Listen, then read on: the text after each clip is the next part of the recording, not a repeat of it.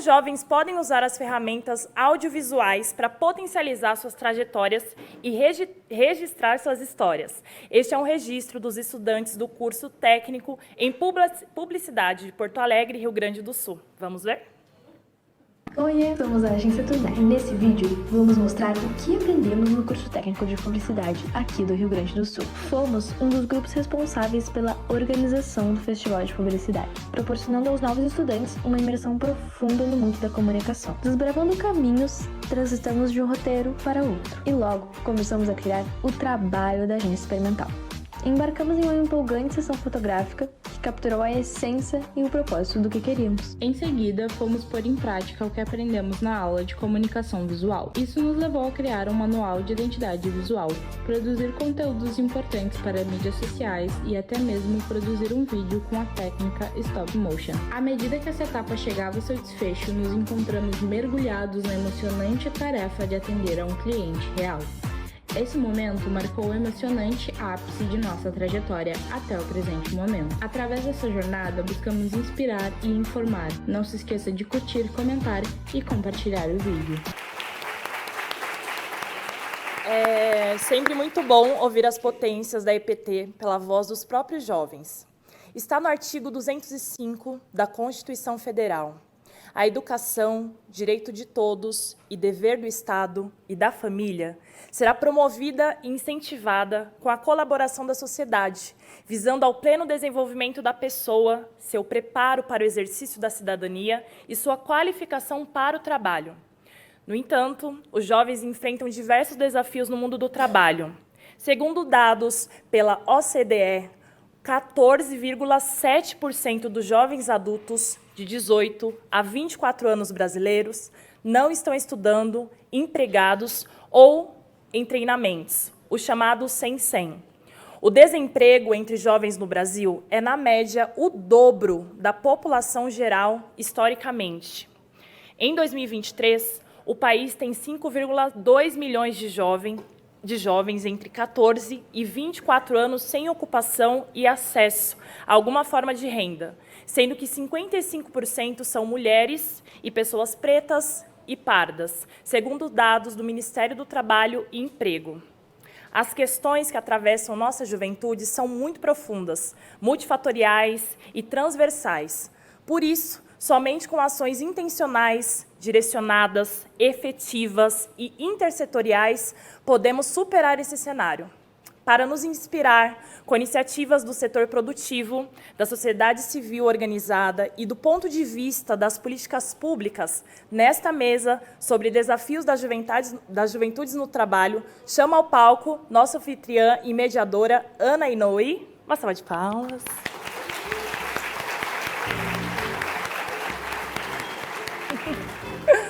Raquel Leite, gerente de Desenvolvimento Social e Planejamento na Auren Energia. Beto Veríssimo, cofundador do Instituto do Homem e Meio Ambiente da Amazônia, Amazon. E Ronald Sorriso, secretário nacional da Juventude.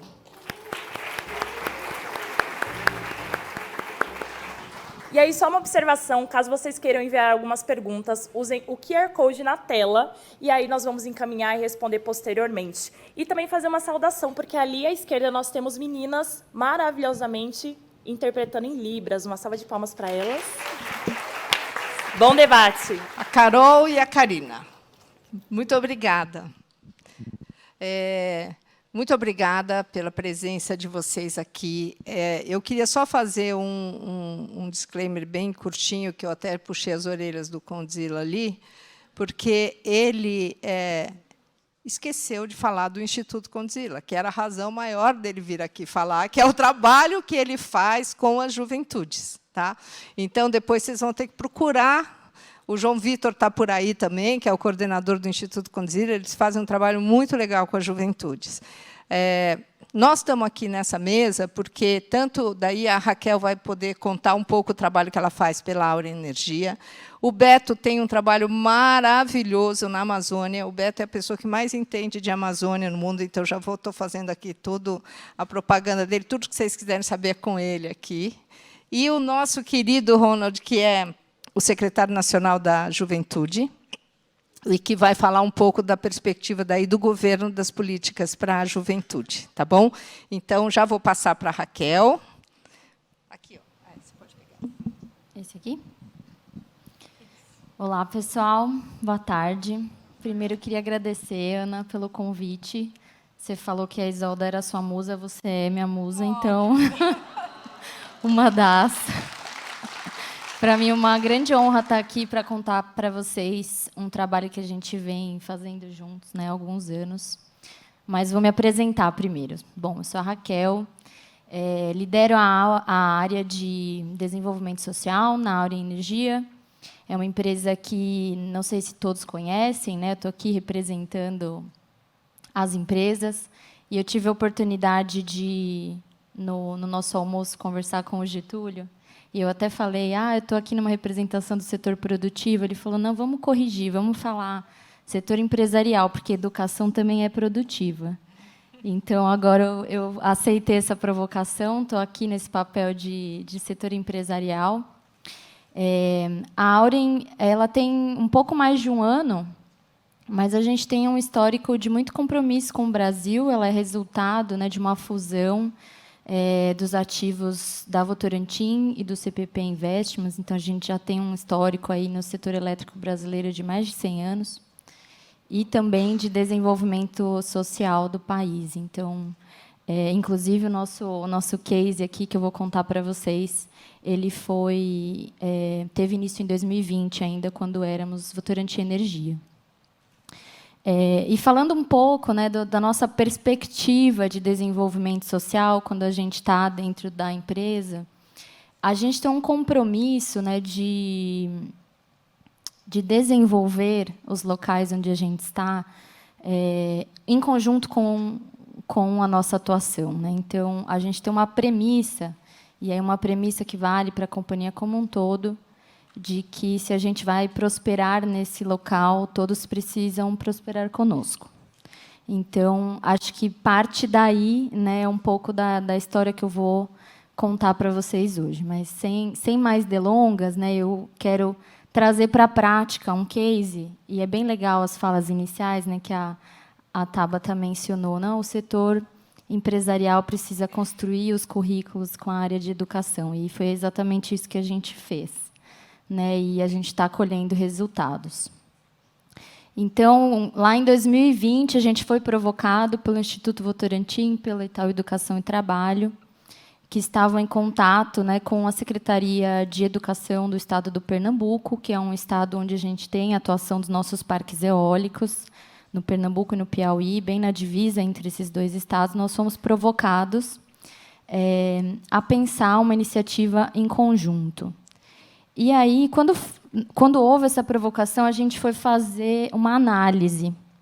E a gente foi analisar qual que era o potencial daquela região, e aí não só pensando, né, para a Auren, para a Votorantim Energia na época, mas pensando no setor como um todo. Então, a gente pegou o lugar onde a gente estava e analisamos, num raio de 100 quilômetros, num raio de 200 quilômetros, qual que era a perspectiva de ampliação do setor de energia renovável naquela região. E a gente chegou num número ali de que, em 2, 3 anos, ia ser 3 vezes maior o número de empreendimentos que existiam. Então, era um boom muito rápido para o setor de energia renovável, numa região que não tinha mão de obra disponível para atender a esse boom.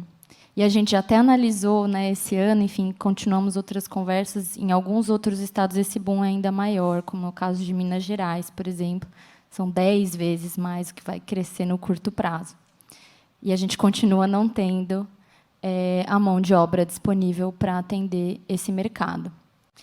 Então, quando a gente fez essa análise, a gente se deu conta de que era completamente necessário a gente fazer alguma coisa a respeito disso. E aí a gente encontrou um terreno muito fértil. A gente como empresa, querendo desenvolver a região numa coisa que tinha conexão 100% com o nosso negócio. A gente encontrou uma Secretaria de Educação extremamente aberta para fazer essa conexão conosco, né? E a gente tinha a facilitação e toda a conexão do Itaú Educação e Trabalho, que tem uma expertise imensa nesse assunto, para nos conduzir nesse tema. E a gente começou essa jornada, então, que é uma jornada, né, como a Ana mesmo costuma dizer, nada usual, né, de fazer, colocar empresa, professores, coordenadores pedagógicos para construir um currículo juntos. E a gente se colocou esse desafio de construir um currículo de sistemas de energia renovável. Construímos. E essa foi uma oportunidade muito legal para nós, como setor empresarial, porque a gente pôde aportar a nossa inteligência. Né? Quem melhor do que nós que estamos lá fazendo energia, né? Distribuindo energia para todo o país, para dizer qual que é o profissional ideal para esse mercado. Então, a gente conseguiu aportar toda a nossa inteligência técnica nesse assunto. A gente convocou todos os nossos colaboradores para participar. Então, a gente tem um programa de voluntariado e foi por meio do engajamento dos nossos voluntários que a gente conseguiu construir esse currículo e colocamos eles para dialogar com os professores e construir. No final, conseguimos construir um currículo, tempo recorde, assim, a gente fez muito rapidamente. No ano da pandemia, em 2020, no início de 2021, abrimos a primeira turma na Escola Técnica Pedro Muniz Falcão, em Araripina, no Pernambuco. Teve recorde de inscritos, a gente tinha mais do que 3 alunos por vaga, né? Enfim, eles nunca tinham lotado turmas, foi a primeira vez, então isso também mostrou que a conexão territorial era muito forte. Essa turma se formou, já tivemos estagiários dessa turma trabalhando com a gente, que já foram efetivados, já estamos numa segunda leva de estagiários contratados trabalhando com a gente. E, ao final de 2021, a gente, conversando com o Itaú, né, chegamos aqui à conclusão de que a gente tinha que expandir isso. A gente falou, vamos, então, criar um currículo de referência nacional, vamos oferecer para os outros estados, para as outras redes, né? E a gente, como empresa, fui buscar o apoio da Schneider também, que nos juntou, né, juntou a nós, tinha uma competência ali também na questão dos laboratórios, que foi super importante. A gente revisou o currículo para que ele ficasse modulado e pudesse ser aplicado nos outros estados. E a gente está nessa fase agora de expansão. Então, assim, não vou aqui contar o case como um todo, mas acho que já dá para perceber a potência que a gente teve, né, ao conseguir unir o que é a nossa expertise como empresa, unir a expertise do setor da educação, do terceiro setor, né, enfim.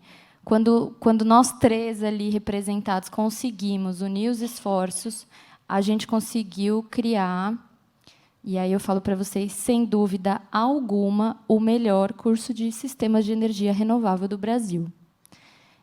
Para atender, né, uma frente que é uma vocação do nosso país, para dar oportunidade para a juventude, né, nos territórios onde nós estamos. Os nossos compromissos são de longuíssimo prazo, então a gente vai ficar 30, 40 anos nesses territórios, né, então a gente quer e precisa que as pessoas estejam preparadas para atuar conosco nesse setor. Então, aqui é um pouco para trazer para a prática para vocês do como é possível fazer, né? Existem várias formas do como é possível fazer, essa é uma delas. Mas, às vezes, a gente fica nessa conversa do precisamos atuar assim, precisamos atuar assado. Como que eu faço? Por onde eu começo? Né? Então, a gente articulou isso, conseguimos fazer essa articulação, usamos nosso potencial de articulação para entregar um case. Aí. Ultimamente, saiu no Globo Repórter, inclusive a escola, né, falando das profissões de futuro. Uma delas foi o nosso case de Araripina, foi o exemplo para falar sobre o mercado de energia renovável. Então, aqui para contar um pouco para vocês essa história. E quando a gente olha para o futuro, né, nós, como Auren, a gente teve, como tivemos a fusão, tivemos a possibilidade de construir o que a gente quer para o futuro, a gente se colocou como meta, até 2030, formar milhares de profissionais para o setor de energia, com os recortes de gênero e raça. E aí a gente está falando, de fato, de expandir isso, né, de assumir esse real compromisso com a juventude dentro do setor, para que a gente possa aproveitar o nosso potencial, que é imenso, e poder usufruir disso como país. Né? Então, acho que aqui fica para vocês, seja lá de qual setor que vocês representem, essa provocação da gente trabalhar em conjunto, né, de que é possível, a gente pode fazer. E, enfim, acho que é isso. E queria, assim, agradecer, tem vários rostinhos aqui que eu conheço. Queria agradecer muito a equipe de Itaú, né, a Carlinha, a Cacau, o Beto, o Val, deixa eu ver se estou esquecendo de alguém.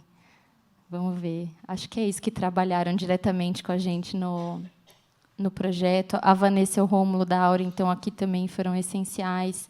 Enfim, nós temos agora mais de 200 jovens formados em energia renovável, com a melhor taxa de empregabilidade do Estado. Então, acho que isso é um resultado que demonstra que a gente fez a escolha certa, fez na hora certa e tem muito potencial para continuar dando esses resultados. Obrigada.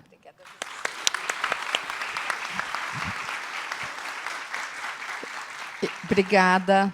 Eu vou fazer só um comentário breve, que realmente essa experiência que aconteceu em Araripina, ela não é trivial, porque houve a disposição de uma empresa do setor privado, bastante grande e tal, sentar junto com uma secretaria da educação, que também é uma secretaria muito forte, muito firme, e juntas pensarem, né, e o Itaú Educação e Trabalho junto, pensarem o que seria a melhor forma de atender as juventudes de Araripina. Né?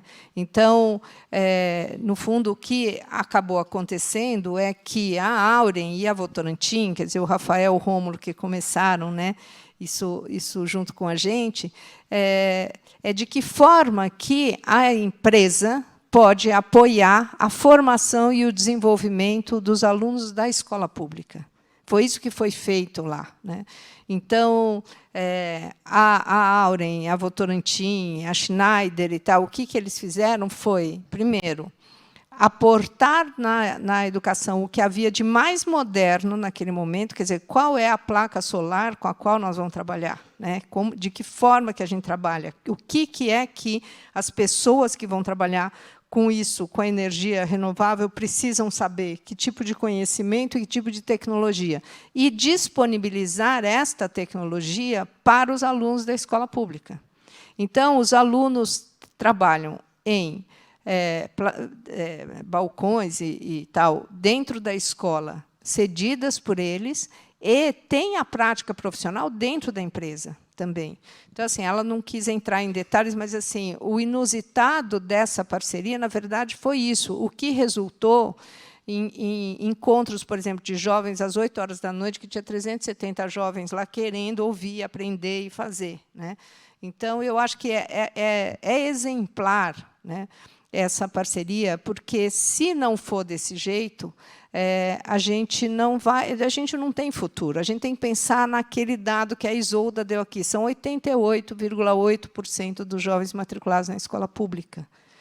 Então, das matrículas todas, de todos os jovens desse país, 88,8% estão na escola pública. Então, se a gente não olhar com atenção, com firmeza, e não cuidar bem desses nossos jovens, a gente precisa também saber de que futuro nós estamos falando, né, para o país. Porque esses jovens, que eu sempre falo isso, fazem aniversário todos os anos, eles vão crescendo, eles vão ser os donos do país. Né? E como é que eles vão cuidar do país? O que nós estamos dando para esses jovens? Realmente, nós que somos hoje os adultos, temos a responsabilidade de zelar pela formação deles. E qual que é a qualidade do que nós estamos oferecendo? Né? Então, é nessa direção. Vou chamar agora o Beto, que tem muita coisa boa para contar para a gente aqui, do que é o projeto que ele pensou lá na Amazônia. Ana, obrigado. Eu sou naturalista, sou um cientista. Então, eu estudo árvores e esses outros bichos, cogumelos, insetos. Como é que eu entrei nessa história aqui? A floresta amazônica e as florestas tropicais são os sistemas mais complexos da vida. Elas estão há 50 milhões de anos no planeta. Nós, brasileiros, temos 1/3 dessas florestas. Os povos indígenas estão aqui há 15 mil anos. Conseguiram entender essa floresta. Nós colonizadores brancos e outros, que me incluo, que chegamos depois, temos uma dificuldade enorme de entender. Temos uma falha epistemológica profunda de entender a floresta. E essa falha nos levou a resultados terríveis, né? Porque a floresta está com 21% da Amazônia está desmatada, a gente está num ponto que os cientistas chamam de ponto de não retorno, do qual essas mudanças climáticas que a gente está experimentando, elas vão entrar num ciclo quase impossível de parar. Eu não vou entrar porque seria outra conversa, mas é o seguinte: a Amazônia é essencial para o clima do planeta, para a biodiversidade, para os serviços ecossistêmicos. E a Amazônia só vai ficar de pé se a gente resolver outras duas dimensões que um naturalista como eu precisa, e por isso que eu pulei para essas outras duas. Uma é criar uma economia capaz de lidar com a floresta, capaz de usar bem esses recursos naturais. Eu coordeno um outro projeto muito grande. Na minha vida, eu fui fazendo várias coisas que eram precisas ser feitas, fora da minha zona de conforto. Esse projeto se chama Amazônia 2030. E a gente fez um monte de análises com os melhores especialistas do Brasil. Eu vou dizer o seguinte: a Amazônia é totalmente diferente do Brasil. Tá? Então, é outro país, que tem metade do país, é outro país, pouca gente conhece, e tudo é muito diferente. Então, eu vou explorar um pouquinho nos meus 8 minutos que tem aqui ainda pela frente. Bom, 4 dados apareceram de maneira muito categórica para a gente. Primeiro, a Amazônia tem um padrão demográfico, uma demografia muito diferente do resto do Brasil. O resto do Brasil, que corresponde a 40% do território, já teve o seu bônus demográfico em 2010. Esse foi o melhor momento demográfico do Brasil. A Amazônia vai ter o melhor momento, o seu bônus demográfico, o seu auge na próxima década. Então, a Amazônia tem muito mais cara da África e da Índia. É muita gente jovem. Então, a população jovem proporcionalmente muito maior do que no resto do Brasil. Esse é o primeiro dado. O segundo é que apenas 4% dos jovens na Amazônia têm acesso a ensino técnico. Então, está falando do Piauí, que está com 27, indo para 39%, OCDE é 44%, Brasil 11%. A Amazônia é 4%. Você tem um bônus demográfico extraordinário, você tem uma oferta limitada, e não quero nem falar do ensino tradicional, porque os indicadores da Amazônia são terríveis. E a Amazônia tem a maior taxa de informalidade e de neném do país. Esse caldo todo significa o seguinte: se a gente não olhar rapidamente para criar um outro destino para esses jovens vão cair para o quarto dado que eu vou colocar, que a Amazônia legal hoje é a 4ª região mais violenta do mundo, em taxa de homicídio. Perde para Honduras, Guatemala, os países da América Central, tirando os países de guerra. É muito mais violento do que o resto do Brasil. As taxas de homicídios estão subindo sem parar. Então, nós não vamos cuidar dessa floresta, que é tão importante para o mundo, sem resolver a questão da economia, que eu estou tratando em outro projeto, e a questão dos jovens. De maneira muito pequena, eu criei, junto com outras pessoas, uma organização chamada Centro de Empreendedorismo na Amazônia. Eu usei a palavra empreendedorismo como isca mesmo. E a gente está trabalhando. Eu vou contar a história que podia ser contada por outras pessoas que estão lá, mas são 2 historinhas. A primeira é que o centro trabalha com essa ideia de levar para os jovens que estão na última milha social da Amazônia, os ribeirinhos, os indígenas, os quilombolas, o melhor da tecnologia do empreendedorismo. Desenho de pensamento, todas essas tecnologias que a gente pode levar. E lá, todas as oficinas têm uma regra: não tem aula, não tem nenhuma exposição. É proibido dar palestra, é proibido dar aulão. É tudo na mesa, é resolver os problemas que estão naquele lugar, naquela comunidade. E a regra é a seguinte: você vai resolver o problema com o negócio. Eu sei que pode ser resolvido com política pública, mas aqui só pode pensar no problema para resolver esse problema a partir de uma solução de negócio. A energia que vem disso é descomunal. Lá você tem gente do EJA, você tem do NEM e você tem os frustrados do 2º grau. A educação brasileira é terrível. Os alunos vão para a escola, voltam entediados. E lá eles vibram, eles estão no seu estado máximo de atenção. Eu fiquei curioso e queria testar no início, para ver se essa metodologia, o pessoal estava falando que era poderosa. Vamos fazer um evento num sábado, mas que a segunda parte vai acontecer no domingo.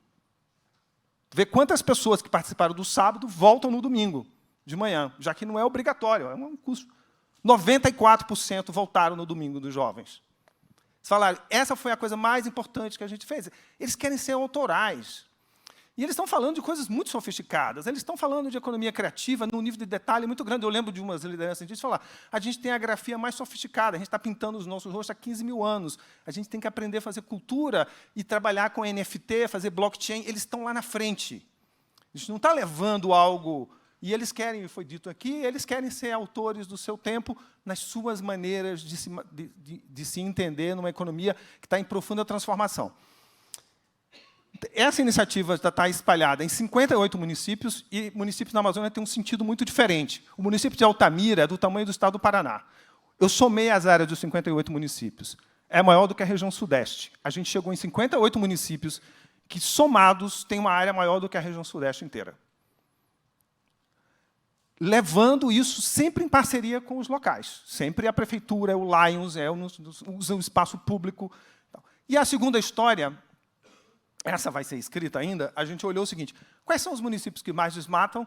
56 municípios da Amazônia respondem por 80% do desmatamento. Então, a gente vê, quantos jovens nem estão nesses municípios? A resposta é 300 mil jovens, entre 18 e 29 anos, estão nesses municípios que mais desmatam, e a gente tem que criar alguma agenda para eles. Porque, senão, eles vão continuar sendo garimpeiros, motosserristas, destruindo a floresta. E aí, a gente agora está montando um projeto para lidar com isso, para levar um programa que cria alternativas econômicas para os jovens que estão espalhados em 66 municípios, que respondem por 80% do problema, que pode colocar o mundo numa beco sem saída. Então, claro que isso pode virar uma política pública. Eu quero muito que vire. Enquanto não vira, a gente vai fazendo. Eu acho que, obviamente, um ponto importante é que esses programas todos possam ter alguma maneira também de gerar, no caso dos programas de empreendedorismo, é uma coisa interessante, porque você atrai investidores. Então, você tem um processo, foi dito aqui, acelerar, né? O Godzilla falou de acelerar, e tem muitas dessas ideias que viraram negócios. Isso é uma boa notícia. Tem 200 negócios que surgiram. Gente que criou uma empresa para fazer observação de aves, de pássaros, que é um negócio extraordinário. Outro que aluga colmeias de abelhas nativas para aumentar a produtividade de açaís, polinização. Outros que trabalham com sapatos indígenas a partir de borracha, outros que trabalham com gastronomia, outros que trabalham com cacau a partir de identidade étnica, gente que trabalha com cosmético, com beleza, gente que está pensando em cabelo de indígena. Eles não têm, a palavra empreendedorismo não tem nenhum sentido, cai como uma luva. Índio adora, povos indígenas gostam, todo mundo. Agora, do seu jeito, com a sua identidade, com a sua tradução. Eu acho que a agenda nossa, que foi dita no primeiro bloco, está pronta para escalar na Amazônia. Quem não conhece a Amazônia, conheça. Eu estou lá há 35 anos, jovens do mundo inteiro vão para lá. E, nesse encontro com a Amazônia, as suas vidas mudam. Jovens vão ser estagiários, voluntários, trainees, etc. Não tem lugar mais fascinante para a gente estar nesse tempo. Eu acho que eu vou deixar 1 minuto e pouco para a gente seguir a nossa conversa. Obrigada, Beto. Olha, a minha conversa com o Beto Veríssimo, quando eu tive essa primeira conversa, eu tive certeza absoluta que eu não conhecia a Amazônia, não sabia absolutamente nada da Amazônia, levei um susto tamanho do mundo, e daí garrei nele ali para ter um monte de conversas sobre essa perspectiva da juventude lá, né? E o que eu penso é que aqui o que nós estamos trazendo é um pouco isso que ele disse, que assim, é uma ação que hoje ainda não é uma política pública, mas o objetivo dela é que ela vire uma política pública, porque o que é que está sendo anunciado nessa ação, que é do tamanho do Sudeste, é uma solução para os jovens. Né? Então, nós começamos na nossa abertura falando da importância da gente integrar, ou seja, todos nós temos responsabilidades e possibilidades de atuação. Né? O setor produtivo, o setor empresarial, o governo, o terceiro setor, a universidade, a sociedade civil. Acho que cada um tem uma parte, e o problema é tão grande que a gente não vai conseguir resolver sozinho, né? E o que eu acho que nós estamos tentando trazer aqui são soluções que estão vindo de lugares diferentes. Vou chamar agora o Ronald, que vai falar como secretário nacional da Juventude. O nome dele é Ronald Sorriso. Fala a verdade, se não vale a pena. É o nome, mas o apelido, que o apelido, às vezes, sufoca o nome, né? Mas a gente já tem esse apelido faz 18 anos, não tem muito como dissociar. Primeiro, eu quero agradecer a Ana pelo convite e fazer uma confidência para vocês que, antes de eu ter uma sala de reunião, no meu segundo ou terceiro dia de trabalho, fui chamado no gabinete do ministro, estava lá a Ana, querendo apresentar as perspectivas de trabalho conjunto para a juventude. Então, quero agradecer porque, né, é uma valorização ímpar ter essa possibilidade. Então, fica esse agradecimento público. É verdade, você não tinha sala naquele não dia. Tinha, estava despachando falou lá nos assim, corredores. Ele falou, a gente pode sentar aqui no corredor? Assim, tem um sofazinho aqui, a gente senta aqui. Foi exatamente isso, foi exatamente isso. Agora a gente tem um endereço ali no anexo da Presidência da República, sala 202 da ala B. Quem quiser ir, tá? As portas estão abertas, sobretudo com ideias que a gente acredita que fazer política pública é feito dessa forma. Como eu tenho um vício de movimento, eu preciso saudar também a plateia. Estou vendo aqui o João Alegria, né, que, vamos dizer assim, é quase que um primo, né, do Sorriso. Então, eu não poderia deixar essa piada passar, né? Às vezes a alegria rende sorriso, às vezes o sorriso produz alegria. Então, um grande companheiro também. A Jaque, que também já trabalhei muito com ela, quando ela trabalhava num projeto chamado Reconexão Periferias, e a gente teve muita tabela junto. E, enfim, dessa forma eu quero agradecer a presença de todas e todos. Eu estava falando para a Ana que ela ia dar de letra que o nervosismo dela, né, não se justificava, e agora eu quero me confessar um pouco nervoso, porque plateias diferentes suscitam esse nervosismo. Mas, falando um pouco da Secretaria Nacional de Juventude, o nosso órgão tem 18 anos. Foi criado em 2005 a partir do reconhecimento por parte do Estado brasileiro que juventude não era um estado de espírito, né? Que juventude era um setor que necessitava de direitos e que esses direitos precisavam ser impulsionados através de política pública. Então, a nossa secretaria foi criada pela Lei 11.129, de 2005, junto com o Conselho Nacional de Juventude e a dinâmica da participação social na elaboração da política pública e com um programa chamado ProJovem, que visava a inclusão de jovens tanto na cadeia produtiva, mas, sobretudo, aqueles jovens que, na época, não tinham terminado o ensino fundamental e precisavam acelerar o processo, né, de formação através da educação de jovens e adultos. Isso foi muito importante, né, para essa primeira fase e precisa ser replicado nesse momento, e a gente tem elaborado sobre isso, para aqueles jovens que não conseguem concluir o ensino médio. Quando você observa, né, os 30 primeiros anos da vida da pessoa, você observa que, nos 10 primeiros anos, 98% está dentro da escola, está dentro do ambiente, né, de ensino. Quando você chega na segunda fase, até os 20 anos, você observa que mais de 90% está. Mas, quando você chega entre os 20 e os 30, a gente tem um índice ali menor do que 50%. Não quero cometer nenhum tipo de, né, erro matemático aqui nos dados, mas, seguramente, ele é menor do que 50%. São jovens que, muitas das vezes, não concluíram o ensino médio porque tiveram que ir trabalhar, porque se entediaram com a escola. São jovens que não conseguiram ingressar no ensino superior e que reduziram, portanto, as suas perspectivas de vida, os seus horizontes. Eu gosto de diferenciar o horizonte da perspectiva, porque o horizonte, de fato, ele vai servir para a gente caminhar, mas a perspectiva ela é palpável. Então, o jovem precisa ter perspectiva. E, na medida em que você tem menos acesso a essas potencialidades, você fica sem a possibilidade de galgar seus plenos potenciais. Então, quando a gente fala do jovem neném, e a gente tem preferido substituir pelo 100-100, é porque a gente compreende que as condições não foram observadas para que ele tivesse acesso ao estudo ou ao emprego. Portanto, ele está sem estudo e sem emprego. Não é uma opção. E também, de certa forma, o Estado, a sociedade brasileira, não deu as condições para que ele se capacitasse plenamente. O trabalho da Secretaria Nacional de Juventude qual é? ela tem o dever de articular o conjunto de políticas públicas que são executadas no governo como um todo, para que haja uma única estratégia no processo de desenvolvimento dessa faixa entre os 15 e 29 anos. Nós temos uma norma legal, que é o Estatuto da Juventude, a Lei 12.852, de 2013, que apresenta 11 eixos de direitos. E, a partir desses 11 eixos, nós temos trabalhado com o Ministério da Educação, com o Ministério do Trabalho, para condicionar essas possibilidades de desenvolvimento. E temos buscado abarcar esse trabalho junto com a sociedade civil. Nós consideramos que a ação do Estado ela é indutora, mas a ação da sociedade civil ela contamina positivamente e transforma o objetivo estratégico de fazer com que o desenvolvimento desses jovens aconteça, seja algo de pensamento generalizado na sociedade, que às vezes é o que falta. A juventude não é um problema. Tanto é, e aí o Beto traz esse elemento, o grande salto no desenvolvimento dos povos é no seu boom demográfico. É quando, na base da pirâmide, está largada a faixa etária dos jovens entre 15 e 29 anos, no seu maior potencial criativo.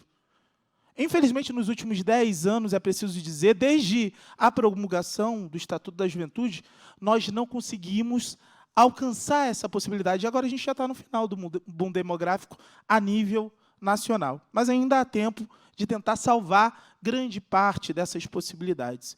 E há territórios, como o território amazônico, também grande parte da região Nordeste, que está no ápice do seu boom demográfico. E que nós precisamos trabalhar essas potencialidades. De que forma? Quando nós tratamos, e aqui o Getúlio vai tratar desse assunto muito melhor do que eu, da retomada da expansão dos institutos federais, o que significam os institutos federais? Eles se colocam no território de maneira interiorizada, buscando trabalhar com a vocação daquele território, entendendo que a vocação daquele território ela é mutável. Ela não é algo estático, né? E de forma bastante efetiva, você consegue direcionar os esforços para aquele desenvolvimento local, entendendo também de que forma ele se encaixa no desenvolvimento global. Isso é uma necessidade muito presente na nossa sociedade. E ter esses equipamentos é fundamental. Mas como o jovem, sobretudo o jovem periférico, do interior, vai compreender que há essa possibilidade? Aí eu vou falar um pouco do trabalho da nossa secretaria, a Secretaria Nacional de Juventude. Nós extraímos um quadripé que nós temos trabalhado na construção da 4ª Conferência Nacional de Juventude, que é o quadripé Desenvolvimento, Participação, Direitos e Bem-Viver. O que significa isso? Nós objetivamos a construção do desenvolvimento pleno da juventude e da nossa sociedade. Mas esse desenvolvimento ele não vai acontecer se ele não compreender que a juventude tem questões. E ela precisa apresentar para ela, junto com o Estado, construir as respostas. Portanto, a participação entra com um elemento fundamental. Às vezes o jovem sabe o que não quer. E, às vezes, saber o que não quer é tão importante quanto saber o que quer. Às vezes é mais importante do que saber o que quer. Porque quando você sabe o que não quer, você abre um leque de possibilidades. Então, quando o jovem diz o que não quer, isso nos abre as possibilidades de trabalhar com aquilo que ele não conhece e ele pode querer. Mas todo esse processo precisa ser feito calcado na observação dos direitos, seja do Estatuto da Juventude, seja dos direitos circunscritos na nossa Constituição. Né? Então, o direito ao emprego digno, o trabalho decente, a proteção previdenciária, tudo isso precisa ser observado para esse jovem. Portanto, não haverá desenvolvimento sem participação e sem que esses direitos sejam observados. Agora, tudo isso não vai fazer sentido se a gente não manter o planeta Terra de pé. Nós já estamos nesse ponto de não retorno. Nós precisamos trabalhar com a mitigação das catástrofes e o bem-viver que tanto os povos indígenas, né, do nosso país, do nosso território, quanto das populações aqui do nosso continente compreendem, precisam estar alicerçados no desenvolvimento da política pública e do desenvolvimento nacional. A estratégia precisa estar segmentada dessa forma.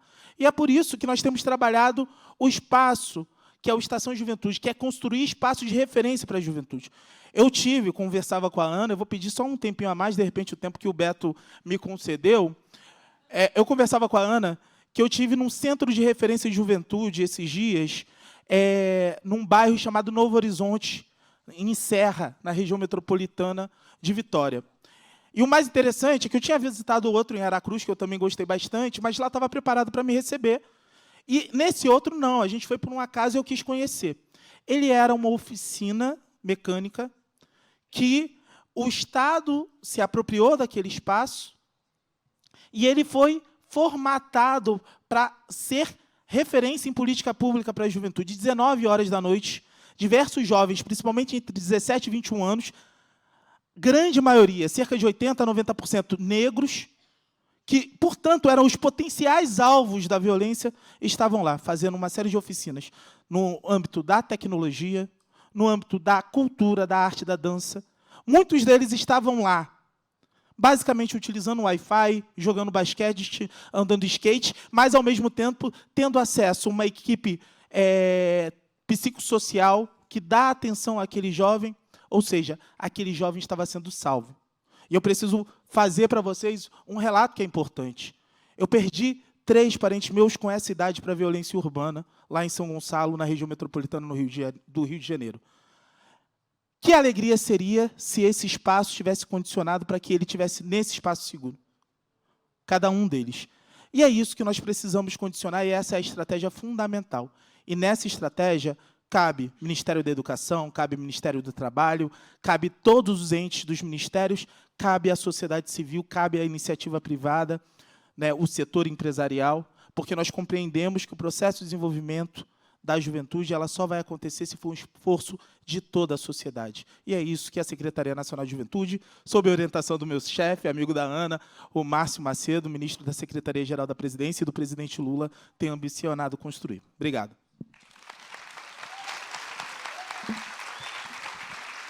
Muito obrigada.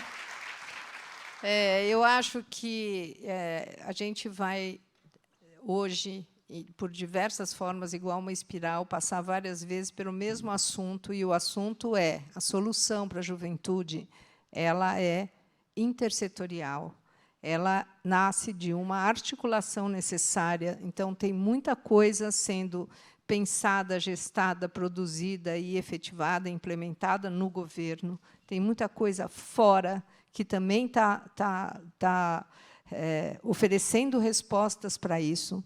Tem o setor produtivo que está trazendo, tem todo o conhecimento da universidade. A gente tem, como a gente sabe, infelizmente não foi possível a gente agendar, enfim, trazer para cá, e tentamos, e foi impossível a agenda e tal, mas as experiências dos institutos federais. Então, assim, a gente tem caminhos, né, que precisam acontecer.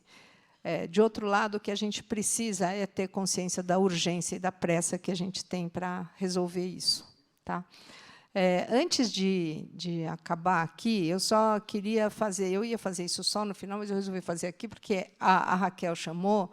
Eu queria agradecer muito e falar o seguinte: tudo que a gente fez aqui hoje só foi possível porque a gente teve apoio de muita gente, mesmo, para poder acontecer. Então, eu vou agradecer muito, primeiro, a minha equipe do coração, então, no nome da Cacau, da Carla, do Diogo, que são as pessoas que coordenam, são os 3 gerentes e que tocam isso e que fazem tudo, que estão comigo desde antes da fundação, que a gente já trabalha junto.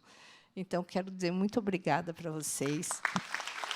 Eu quero agradecer a equipe toda da fundação, que, de muitas formas diferentes, né, a equipe, daí eu vou agradecer aqui também o Jader, a Valéria e a Patrícia, que estão aqui, e o Saron, porque mobilizaram a equipe inteira para fazer tudo isso que está acontecendo aqui. E, principalmente, também a Sala Cinemateca. Tá? Então, muito obrigada para todos. E, então, vou encerrar aqui a mesa. Pode falar. Não, só queria dizer que você é uma cola importante em tudo isso, né? Vocês, querido. Não, porque todas essas inovações têm que ter a cola. E você Obrigada.